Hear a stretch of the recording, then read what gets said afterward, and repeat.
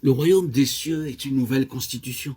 Je ne pense pas maintenant à un nouvel ensemble de lois, de règlements, mais à une nouvelle constitution dans tout ce que cela peut signifier pour vous et pour moi, frères et sœurs en Christ.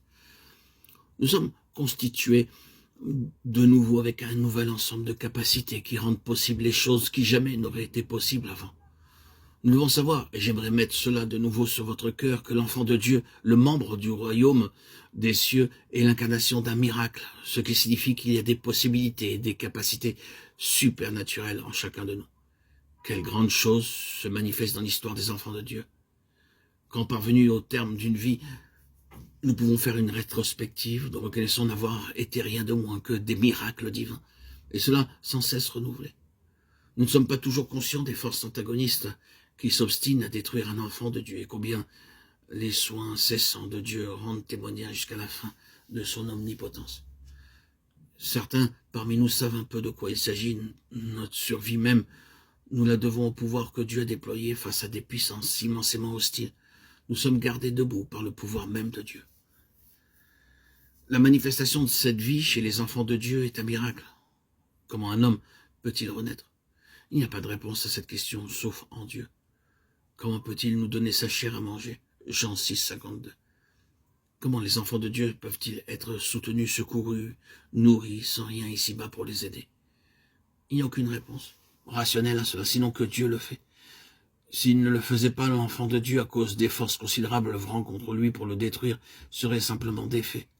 La rédemption de la vie des enfants de Dieu sera également un miracle. Comment les morts ressuscitent-ils et avec quel corps reviennent-ils? 1 Corinthiens 15, 35. La réponse à cela est la même. Dieu seul est occupé de le faire. Tout cela est un miracle du début à la fin. C'est une nouvelle constitution ayant en elle des possibilités, des capacités qui transcendent le niveau le plus haut des aptitudes humaines, dominant tout ce royaume terrestre et charnel. Nous pouvons aussi dire que c'est une nouvelle vocation. C'est une chose pour laquelle nous pouvons vivre, quelque chose dans laquelle nous pouvons servir. Elle devient la sphère et donne un sens et un but à une vie de ministère. Maintenant, je sais pourquoi je vis. Avant, j'ignorais la raison de mon existence. Pourquoi étais-je né? J'ai murmuré à ce sujet car j'ai ressenti que je n'avais guère eu le choix pour être introduit en ce monde. Je n'ai pas été consulté pour savoir si je vais venir. Maintenant, je vois qu'il y a une intention dans tout cela. Je sais pourquoi j'existe. C'est la prise de conscience d'un enfant de Dieu véritablement né de nouveau. Une véritable nouvelle naissance chez les enfants de Dieu les conduit à affirmer auprès des autres que la vie vaut la peine d'être vécue. Cette personne a découvert la signification de sa vie et l'intention divine à son égard. Son existence n'avait pas de réelle signification jusqu'à ce qu'il naisse de nouveau et qu'il entre dans le royaume. Le royaume des cieux est une nouvelle vocation, une vie avec une nouvelle destination. Le royaume donne à la vie une réelle signification.